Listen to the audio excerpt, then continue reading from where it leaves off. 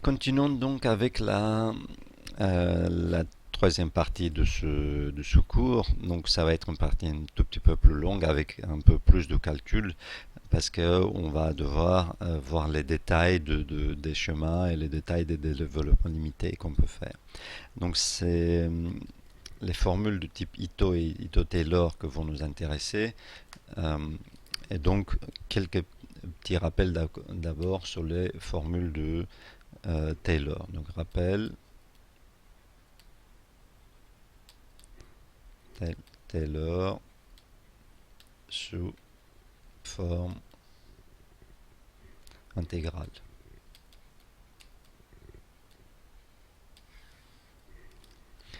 Donc là, ça concerne une équation de différentiel ordinaire. Donc ça concerne quelque chose de type dx de t sur dt égale a de tx de t.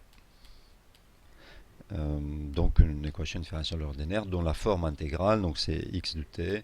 Remarquez que j'ai écrit le t en bas, ce n'est pas un dérivé partiel, mais c'est juste un indice, intégrale de 0 à t, de a de s, x de s ds. Très bien.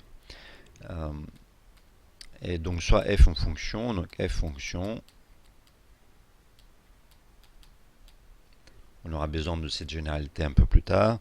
Donc on remarque que d sur dt de f de t, f de xt, pardon, égale donc a de tx de t, d sur dx.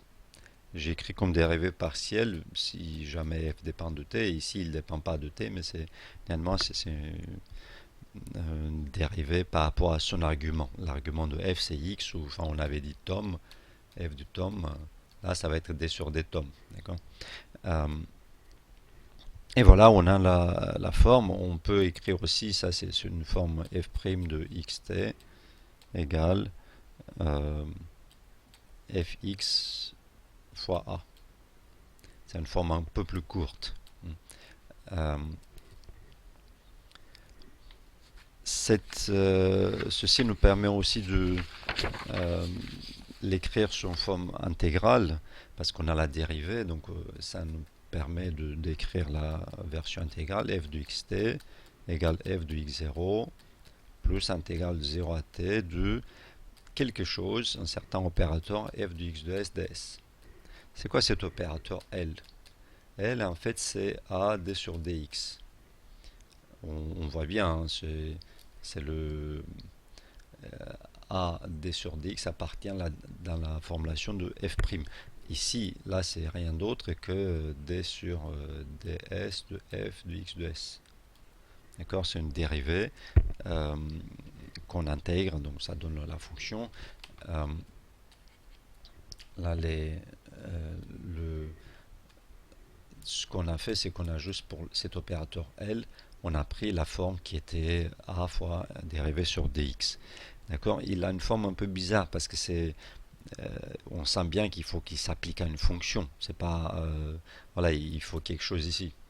Euh, Là ici, il faut quelque chose, un argument. D'accord. Là, il y aura le f par exemple. Et chaque fois, l'opérateur, on l'écrit pas toute seule, on l'applique à quelque chose. Mais par exemple, pour f de x égale x, ça nous donne xt égale x0 plus intégrale de 0 à t. Qu'est-ce que c'est que cet opérateur? C'est rien d'autre que a.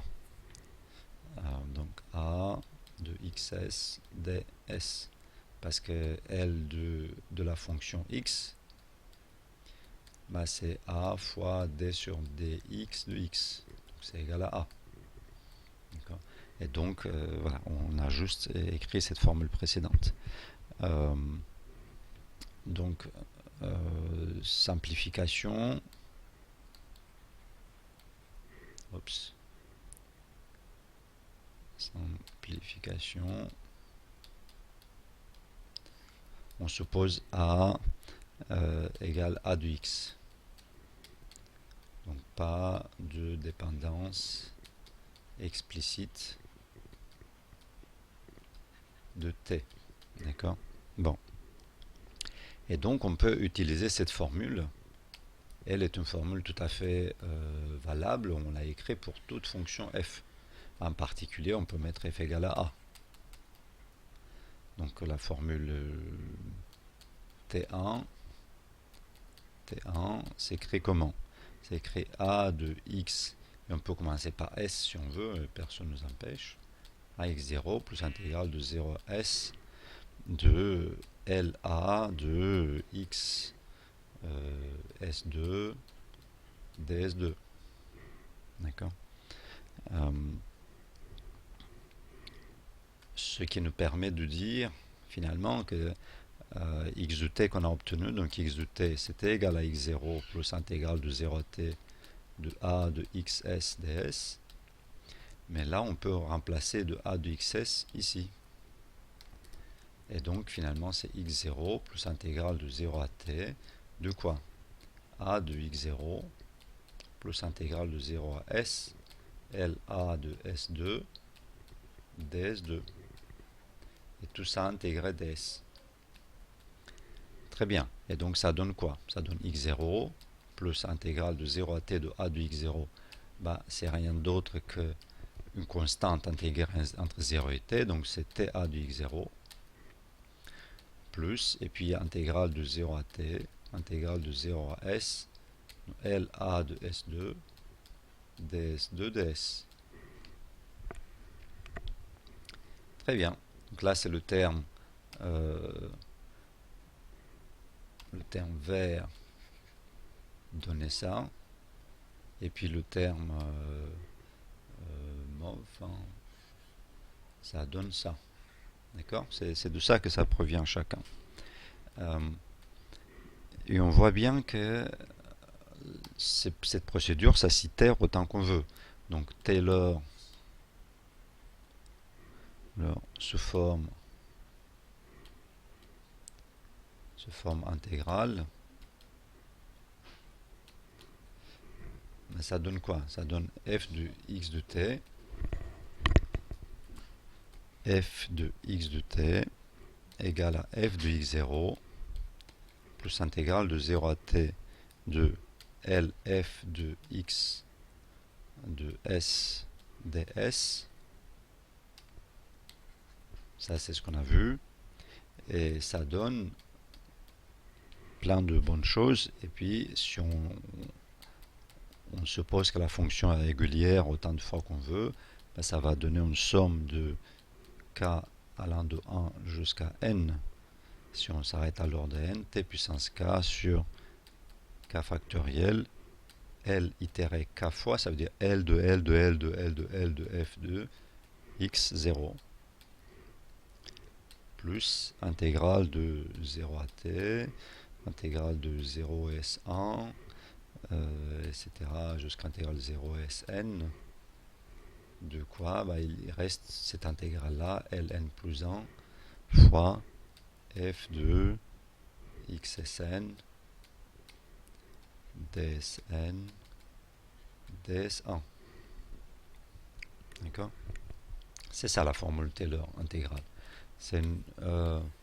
Vous l'avez vu pour des fonctions particulières, mais enfin, c'est pas si particulière que ça. En fait, vous avez probablement vu aussi une forme où il manquait le dernier terme, mais si on veut faire en forme intégrale, on obtient ça. Très bien. Chez nous ici, remarquez que c'est pas un f de x. Quand on avait dit quand x de t, enfin quand x de t d'une certaine manière c'est égal à t, enfin quand le x de t on le met pour qu'il soit égal à x, effectivement L l'opérateur, on a vu tout à l'heure, c'est celui-là. L de x égale à A. Et donc, on obtient la formule Taylor qu'on connaît. On obtient la formule Taylor usuel. Parce que A, c'est la dérivée de x, donc on est en train de dériver suffisamment fois x. Très bien. Maintenant, nous, c'est pas pour faire des rappels d'analyse de première année ou deuxième année, c'est pour avancer sur la version stochastique. Et c'est ça que on va faire par la suite. Donc, on va parler des formules d'Ito Taylor. Voilà. Et donc, ça concerne quoi? Ça concerne l'équation différentielle stochastique cette fois-ci. Donc, ça c'est a de x de t dt, d de xt, c'est a de xt dt plus b de x de t dwt. Ça c'est un mouvement brownien, le dwt. Et donc, formule d'Ito, on avait dit formule intégrale f de x de t égale f de x0 plus intégrale de 0 à t. Désolé, c'est un peu long, je vous ai prévenu que ça va être une partie un peu calculatoire cette fois-ci, mais on n'y peut rien. C'est à ce prix-là qu'on comprend un peu mieux ce qui se passe. Donc, dans la partie dérivée par rapport au temps, il y avait la a d sur dxf plus b de x de s au carré d2 sur dx2 f de x de s. Et tout ça ds. Et puis plus le dernier terme, intégral de 0 à t de b. Non, il veut pas. Voilà, b d sur dx de f de x de s dws. Ce qui nous motive, nous, d'identifier deux opérateurs. Premièrement, celui-là, et deuxièmement, celui-là. Et donc, on va introduire l'opérateur L0 qui va correspondre au rouge, donc ça va être A de x de s d sur dx appliqué à la fonction qu'on souhaitera, plus 1 demi, b de x de s d2 sur dx2 appliqué à la fonction, et puis là l'opérateur L1, pardon, pas L2, l'opérateur L1, ça va être égal à b d sur dx, enfin b de x de s, enfin,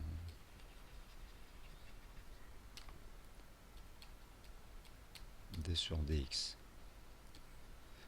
Donc le premier, il correspond à ce qu'on a vu, le deuxième terme de l'intégrale. Très bien. Et donc, avec ces notations-là, qu'est-ce qu'on a? On a f de x de t égale f de x0 plus intégrale de 0 à t de L0 f de x de s ds plus intégrale de 0 à t de L1 de f de x de s dws. C'est une formulation beaucoup plus confortable que la première, c'est strictement équivalent, mais c'est plus clair. Il y a deux intégrales, l'intégrale ds, une intégrale stochastique, et puis les L0 et L1 sont des transformations de la fonction f qu'il faut mettre au bon endroit pour qu'on récupère une formule correcte. Très bien. Ça marche pour toute fonction f. Nous, ça ne nous intéresse pas nécessairement toute fonction f, ça nous intéresse la solution. Et donc, on va écrire pour la solution x de t, x0 plus intégrale de 0 à t. Et donc, attention, c'est ça le calcul de ds, qui est un peu plus long. Je vais peut-être pas écrire S1 et S2, mais avec des indices un peu différents. Donc, a de x de s ds, bon, plus intégrale 0 à t de b de x de s dws. Ça, c'est l'EDS sous forme intégrale. EDS forme intégrale. D'accord, c'est de ça qu'elle vient. Il ne vient pas de enfin, c'est une propriété de x. Très bien. Bah donc, et là on va appliquer la formule qu'on avait tout à l'heure, que je vais mettre dans une sorte d'encadré là pour se souvenir, parce que c'est une formule qui va être utilisée beaucoup. Étoile, on va appliquer étoile à A maintenant. Ensuite AB. Donc allons-y. Et donc qu'est-ce qu'on retrouve? On retrouve x0 plus intégrale de 0 à t, et puis on applique, on disait, à A. Très bien, donc c'est A de x0 plus intégrale de 0 à s de quoi? De L0 à de x, et on va noter l'indice suivant sigma parce qu'on va pas aller à l'infini, donc il y aura quelques indices et sigma va être le dernier en fait. Des sigma plus intégrale de 0 à s L1 a de x sigma dw sigma, puis ds. On a juste remplacé ici les parties qui concernaient A de x de s. Très bien. Et maintenant, il faudra faire la même chose. Donc là, c'est bien, on a remplacé tout ça. C'est la partie rouge. On a remplacé. Il faut ajouter aussi la partie verte. Hop, il est parti. Il est parti à nouveau. Donc, plus intégrale de 0 à t.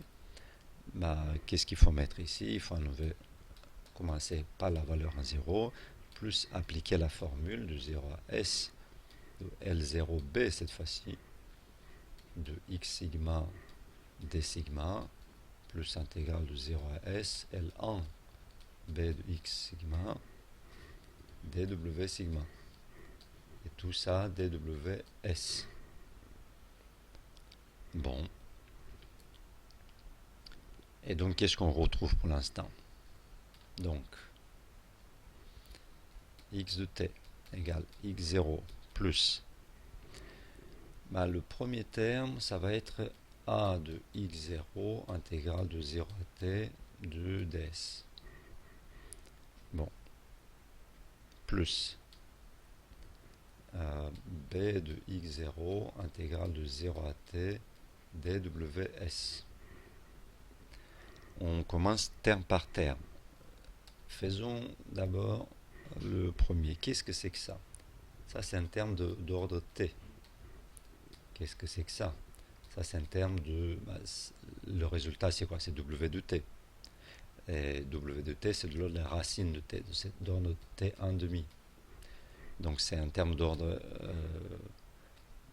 qui vient avant le a, finalement. Voilà. Plus un r. Reste.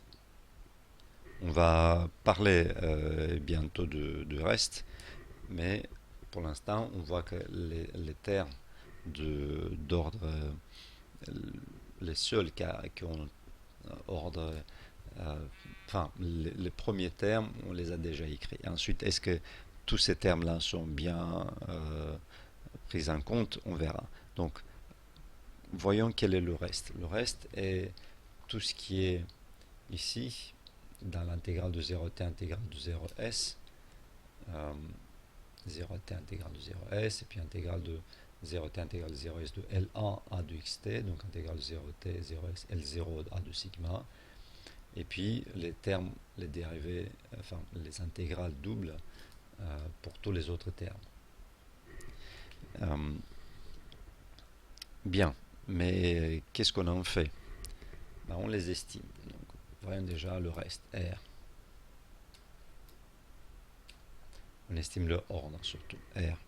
Donc on avait dit c'est intégrale de 0 à t, intégrale de 0 à s. Donc L0 a de x sigma d sigma ds. Plus intégrale de 0 à t, intégrale de 0 à s. Donc L1 a de x sigma dw sigma ds. arrêtons-nous un instant ici. Ça, c'est l'ordre quoi? L'ordre 2. Parce qu'on intègre deux fois des parties déterministes. Là, c'est l'ordre T3,5. Parce qu'on intègre euh, des, des parties, une partie stochastique, une partie déterministe. Et les parties stochastiques ont ordre 1,5. Plus un... Oups. On va faire un peu de ménage. Voilà. Plus intégrale de 0 à t, intégrale de 0 à s, donc L0 B de x sigma d sigma dws, plus intégrale 0 à t, intégrale 0 à s, L1 de B de x sigma dw sigma dws. Et là, c'est l'ordre 2, 3,5, pardon, parce que c'est 1 à cause de d sigma et 1,5 à cause de l'intégrale stochastique. Et là, par contre, c'est l'ordre 1, parce que c'est 1,5 plus 1,5. Donc on voit bien que ici, dans les deux premières, on avait mis A0 intégrale de 0 à t tout en haut de la page, Bx0 intégrale de 0 à ws. L'ordre t, il n'était pas complet. Et donc, si on veut avoir tous les termes d'ordre t, il faut continuer. Il faut continuer comment? Il faut continuer avec ce terme-là. Bien sûr, là, L1 de B de x sigma, ça va être L1 de B de x0 plus des intégrales. Plus intégrale quelque chose des, je sais pas, S du, plus intégrale, donc 0 sigma, quelque chose dwu.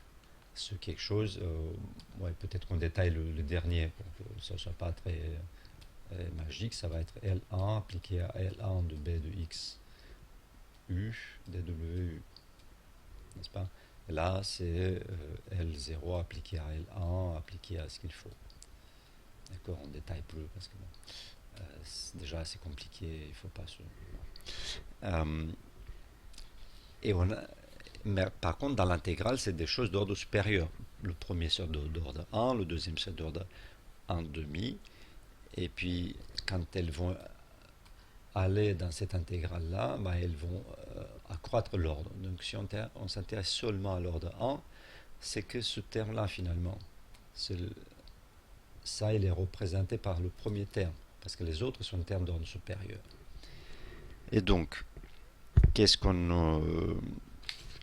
on peut écrire? Donc, finalement, x de t, oups, voilà, je pars très vite, x0 plus, c'est pas plus quoi?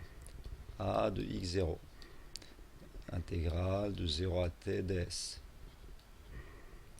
plus b de x0 intégrale de 0 à t dws plus L1b de x0 intégrale de 0 à t intégrale de 0 à s dw sigma dws plus R2. R2, terme d'ordre T3,5.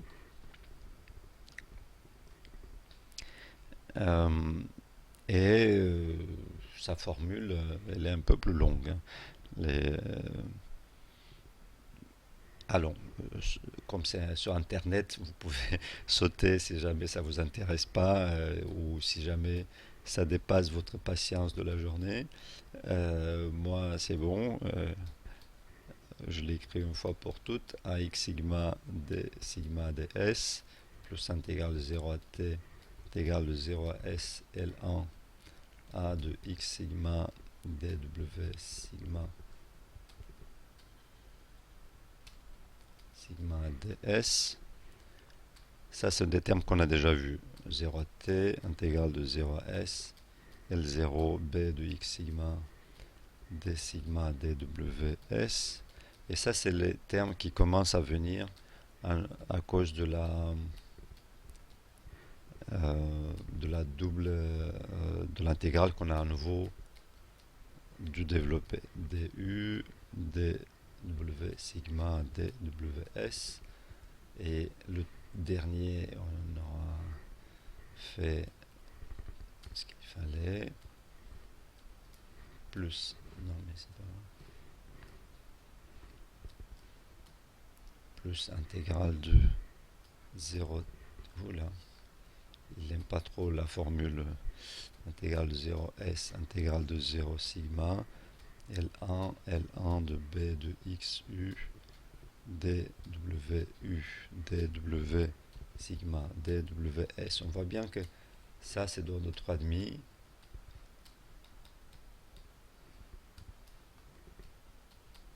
Et c'est le plus compliqué.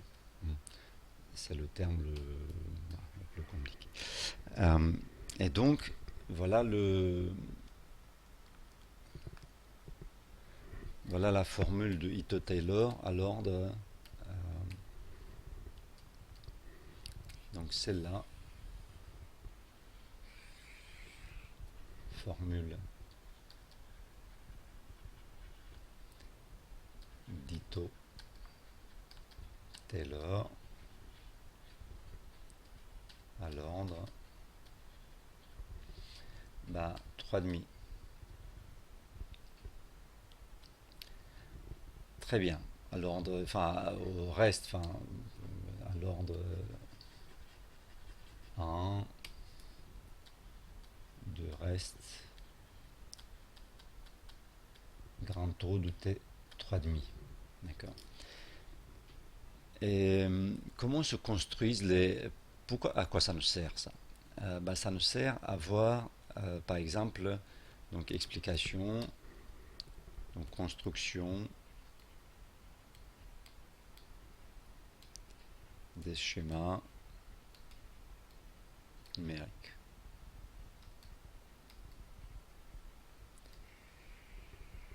Donc je vais laisser vos chargés de TD vous expliquer Milstein TD, ou vous corrigez ça, ou peut-être bon. Et puis ça fait partie de TD. Et puis pour Euler Maruyama, regardons la formule d'Ito-Taylor avec un peu plus de détails pour voir d'où ça vient. La formule d'Ito-Taylor, elle dit x de t égale x0 plus a de x0 intégrale de 0t. Ça c'est rien d'autre que dire x de t égale x0 plus a de x0 fois t plus b de x0 fois w de t moins w de 0, d'accord, plus un terme, plus terme intégrale dw, plus R2. Là, ça marche aussi entre deux autres temps. Tn plus 1, Tn plus 1 égale xtn, Tn plus A de xtn, Tn plus 1 moins Tn, plus B de xtn, Wtn plus 1 moins W de Tn, plus terme intégrale dw, plus R2. Et donc, cette partie-là, c'est Euler-Maruyama. Donc, il est construit en prenant le début de la formule d'Ito-Taylor et en calculant les intégrales. Les intégrales, à nouveau, c'est des intégrales. Donc ici, on est en train d'intégrer, par exemple là, dans le B, on est en train d'intégrer une constante. D'accord? C'est quand on avait écrit B de x tn intégré entre tn et tn plus 1, donc on avait changé, donc 0 il devenait tn, et t il devenait tn plus 1. C'est ça ce qu'on a fait. dws, bah, finalement ça c'est b de xtn, wtn plus 1 moins wtn. D'accord, c'est pour ça que ça, c'est l'intégration d'une constante, mais ensuite, bon. Par contre, pour le schéma de Milstein, ça, il faut voir avec un peu plus de détails en TD, mais on voit bien là qu'on se rend compte que le schéma de Lerma-Maruyama, il est normal qu'il soit d'ordre seulement admis, parce qu'il y a une erreur, il y a un manque, il lui manque quoi? Ben, il lui manque ce terme-là, qui est d'ordre important. Et c'est quoi ce terme? C'est L1B du X0, donc schéma Lerma-Maruyama, il lui manque un terme d'ordre 1 qui est L1, oups, B de X, on va mettre 0 à remplacer par Tn, intégrale de Tn à Tn plus 1, intégrale de Tn à S, dw de... s'appelait comment les intégrales pour ne pas se... sigma et S. dw sigma dws. Et voilà, ça c'est le terme qui est d'ordre 1, hein, et donc qui devrait être là. Donc c'est normal que le schéma de Lerma-Maruyama il ne converge pas à l'ordre 1 puisqu'il lui manque un terme d'ordre 1. Ensuite, pourquoi il converge à l'ordre 1,5? C'est parce que le terme qui lui manque, il est quand même pas important pour cette convergence faible, mais pour la convergence forte, oui, il est important. Et donc en TD, calculer ce terme. Et voir qu'il donne Milstein, schéma de Milstein. D'accord. Très bien. Ceci clôt notre discussion sur les schémas numériques, et la suite de cette séance de cours sera dédiée aux applications, notamment aux applications en finance.